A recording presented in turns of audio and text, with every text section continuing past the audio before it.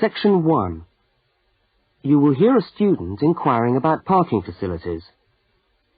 First, look at questions 1 to 4. For each of the questions, 4 alternatives are given. Decide which of the alternatives, A, B, C or D, best fits what you hear on the tape and circle the appropriate letter.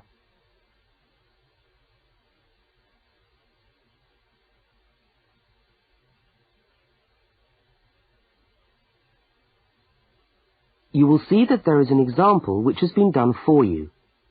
On this occasion only, the conversation relating to the example will be played first.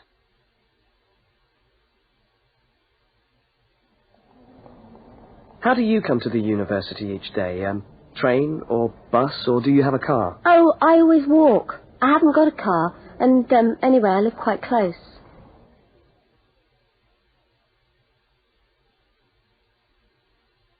The woman says she always walks, so C has been circled. Now we shall begin. You should answer the questions as you listen, because you will not hear the recording a second time.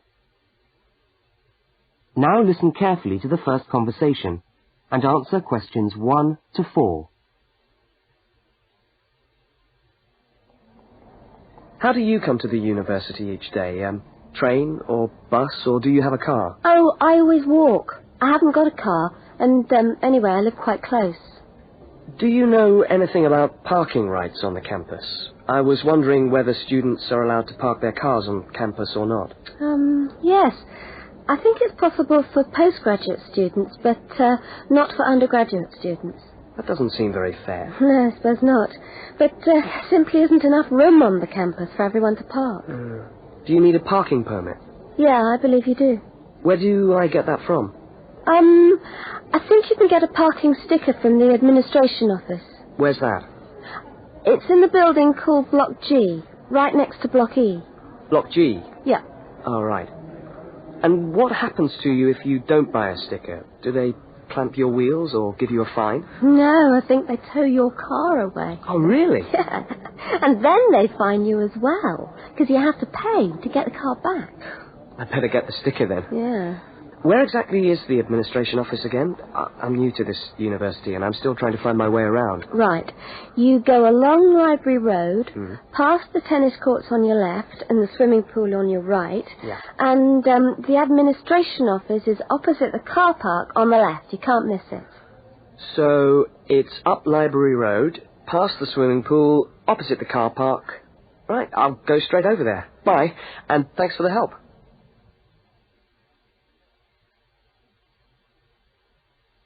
Now you have some time to look at questions 5 to 12.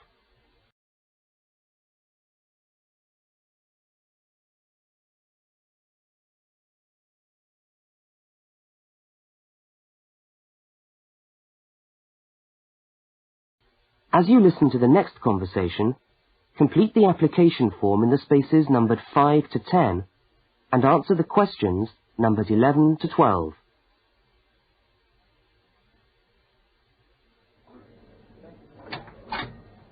Good morning. Can I help you? Yes, I was told to come over here to get a parking sticker. Is this the right place? Yes, it is. Are you a postgraduate student? Yes, I am. Okay. Well, I'll just need to take some details. Your name? Richard Lee. That's spelt L-E-E. Richard Lee. And the address? Flat 13, 30 Enmore Road. How do you spell Enmore? E-N-M-O-R-E. And that's in the suburb of Newport. N-E-W-P-O-R-T. Mm-hmm. Faculty? I beg your pardon? Which faculty are you in? Oh, architecture, the Faculty of Architecture. Right. And the registration number of your car? Let me see. LXJ50... Oh, no, sorry. I always get that wrong. It's LJX058K. LJX508K? No, 058K. Ah. And what make is the car? It's a Ford. A Ford. Fine. Well, I'll just get you to sign here, and when you've paid the cashier, I'll be able to issue you with a sticker. All right. Where do I pay? Just across the corridor in the cashier's office. Oh, but it's 12:30 now, and they close at 12:15 for lunch. But they open again at 2:15 until 4:30. Oh. They're not open till 2:15. No. When you get your sticker, you must attach it to the front windscreen of your car. I'm afraid it's not valid if you don't have it stuck on the window. Right. I see. Thanks very much. I'll just wait here then.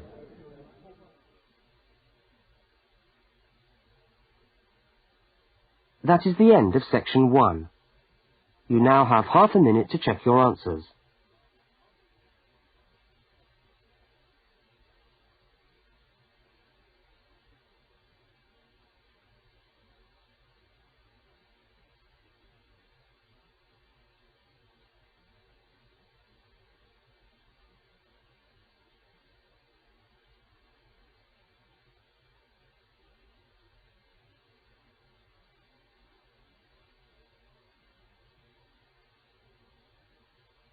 Now turn to section 2.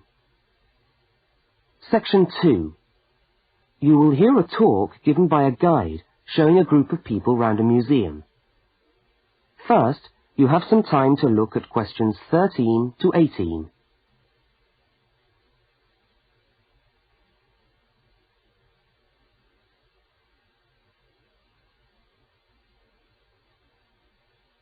Now listen to the guide and complete the notes by filling in the numbered spaces 13 to 18.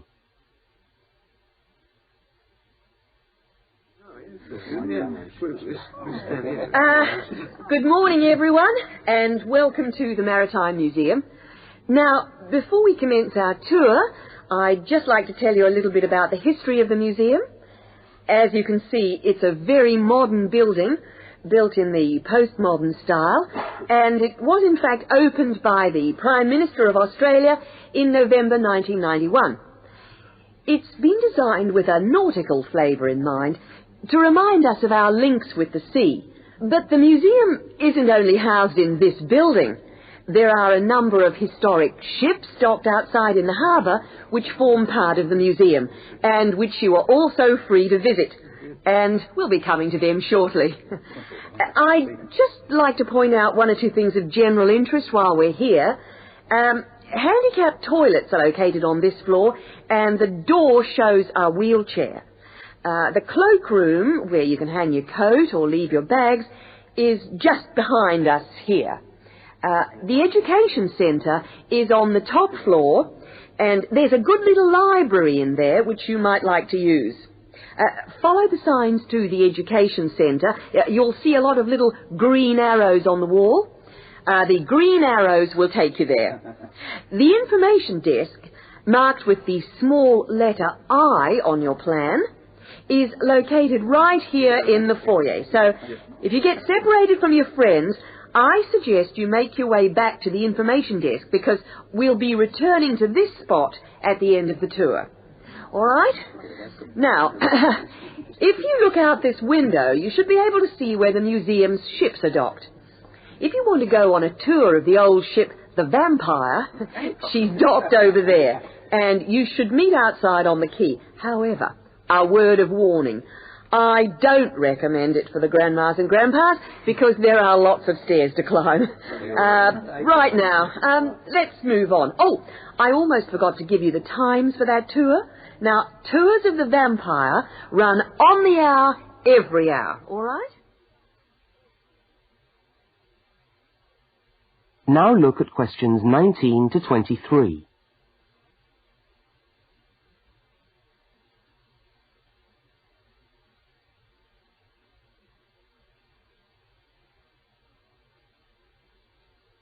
As you listen to the rest of the talk, complete the notes in the numbered spaces 19 to 23.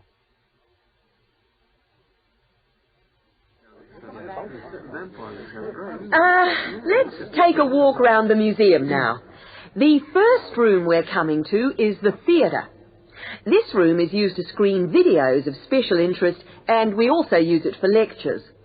There's a continuous video showing today about the voyages of Captain Cook, so come back here later on if you want to learn more about Captain Cook. Now, we're moving along the gallery known as the Leisure Gallery. This is one of our permanent exhibitions, and here we try to give you an idea of the many different ways in which Australians have enjoyed their time by the sea. Surfing, swimming, life-saving clubs, that's all very much a part of Australian culture. At the end of this section, we'll come to the picture gallery, where we've got a marvellous collection of paintings, all by Australian artists. I think you can buy reproductions of some of these paintings in the museum shop. They're well worth a good look. Now, we're coming to the Members' Lounge. Now, as a member of the museum, you would be entitled to use the Members' Lounge for refreshments. Membership costs $50 a year or $70 for all the family. So it's quite good value because entry to the museum is then free.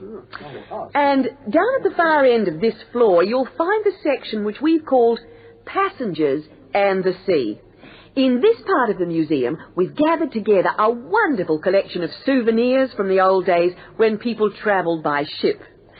You'll find all sorts of things there. Old suitcases, ship's crockery, first-class cabins decorated in the fashion of the day. Just imagine what it must have been like to travel first class. Now, I'm going to leave you to walk around the museum on your own for a while, and we'll all meet back again at the information desk in 3/4 of an hour's time. I hope you enjoy your time with us at the museum today. Thank you.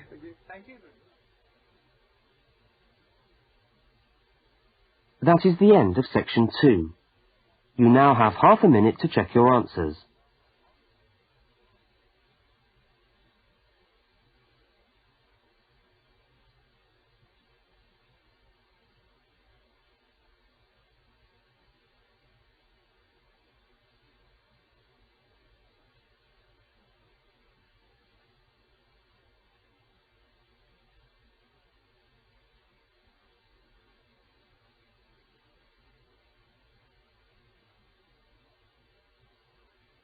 Now turn to section 3. Section 3. In this section, you will hear a university student, Mark, talking to a tutor and another student about a topic he has studied. Now look at questions 24 to 32.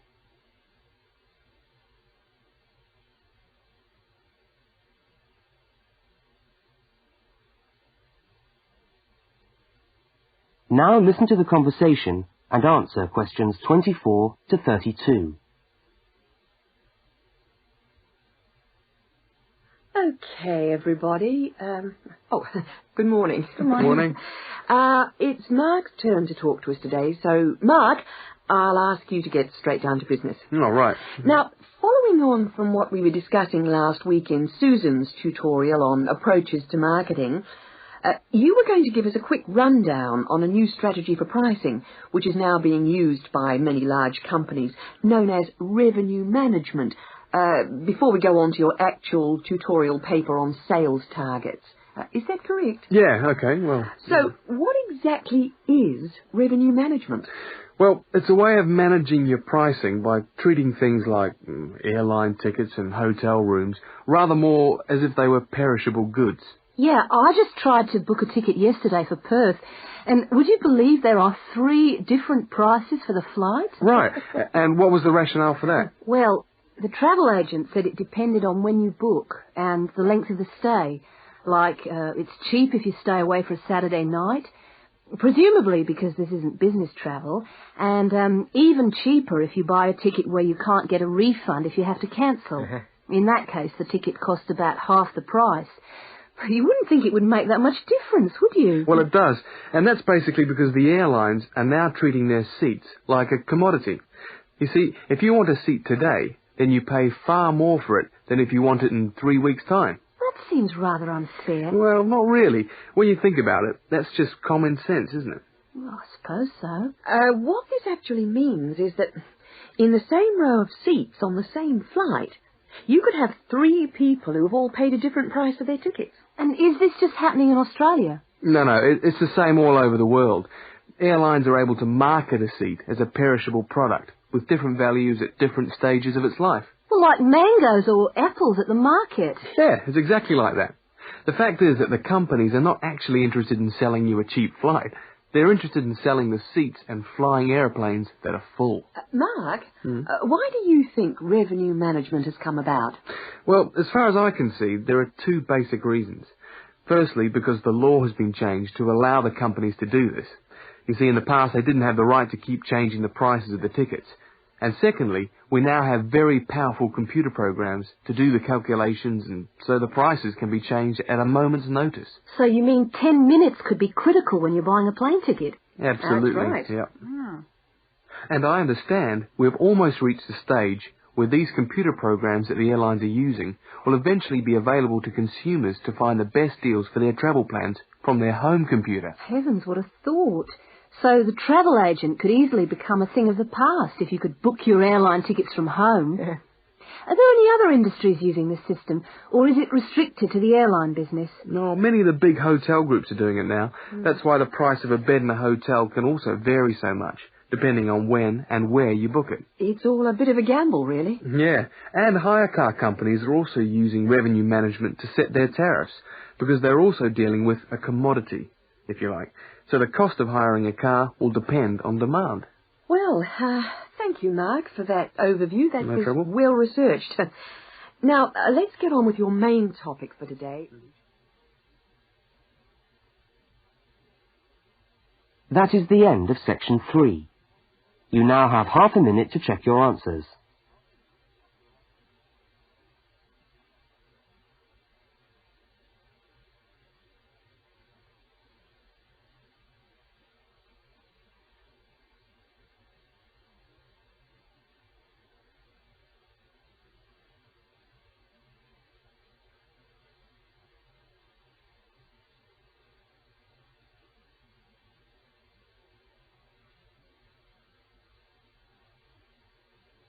Now turn to section 4. Section 4. You are going to hear a short talk on space management in supermarkets. First, you have some time to look at questions 33 to 37.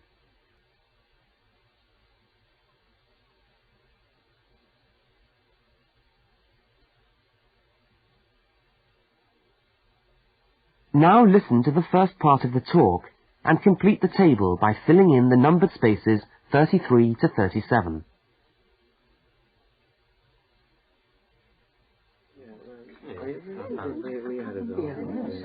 Good morning. Welcome to this talk on space management. And today I'm going to look particularly at space management in the supermarket.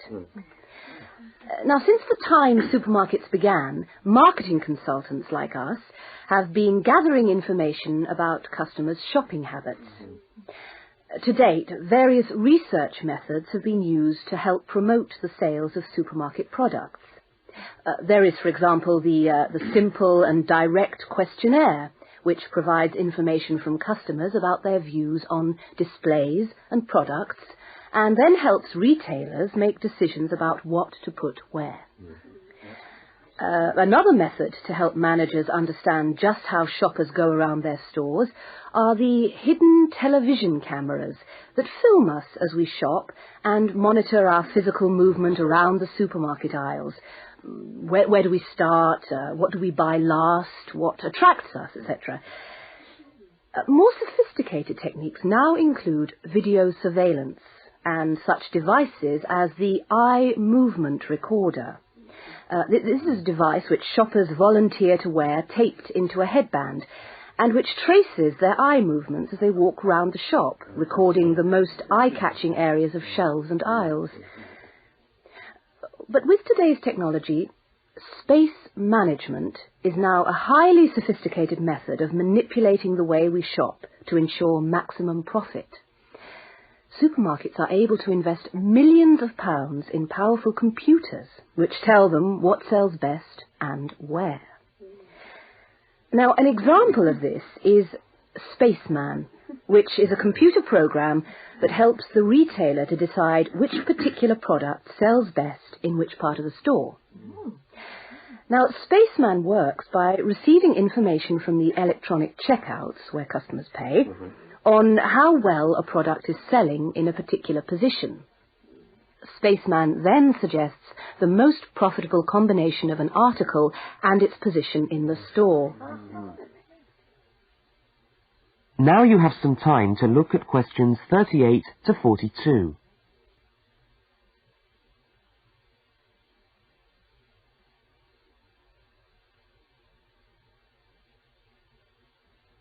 As you listen to the rest of the talk, label the diagram by filling in the numbered spaces 38 to 42. So, let's have a look at what we know about supermarkets and the way people behave when they walk down the aisles and take the articles they think they need from the shelves. Now, here's a diagram of one supermarket aisle and 2 rows of shelves. Here's the entrance at the top left-hand corner. Now, products placed here at the beginning of aisles don't sell well. In tests, secret fixed cameras have filmed shoppers' movements around a store over a 7-day period. When the film is speeded up, it clearly shows that we walk straight past these areas on our way to the centre of an aisle. Items placed here just don't attract people. When we finally stop at the centre of an aisle, we pause and take stock, casting our eyes along the length of it. Now, products displayed here sell well and do even better if they're placed at eye level so that the customer's eyes hit upon them instantly. Products here are snapped up, and manufacturers pay a lot for these shelf areas, which are known in the trade as hotspots. Naturally, everyone wants their products to be in a hotspot. But the prime positions in the store are the ends of the aisles, otherwise known as gondola ends. Now, these stand out and grab our attention. For this reason, many new products are launched in these positions, and manufacturers are charged widely varying prices for this privileged spot. Also, the end of an aisle may be used for promoting special offers, which are frequently found waiting for us as we turn the corner of an aisle. Well, now, eventually, of course, we have to pay. Any spot where a supermarket can be sure we are going to stand still and concentrate for more than a few seconds is good for sales. That's why the shelves at the checkout have long been a favourite for manufacturers of chocolates. Perhaps the most surefire impulse food of all.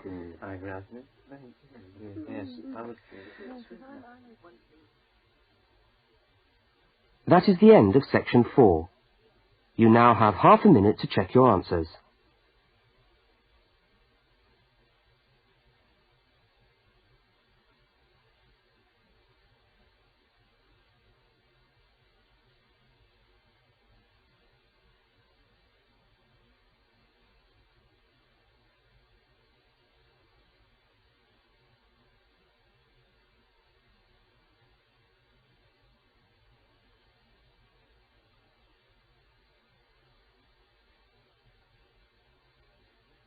That is the end of the listening test.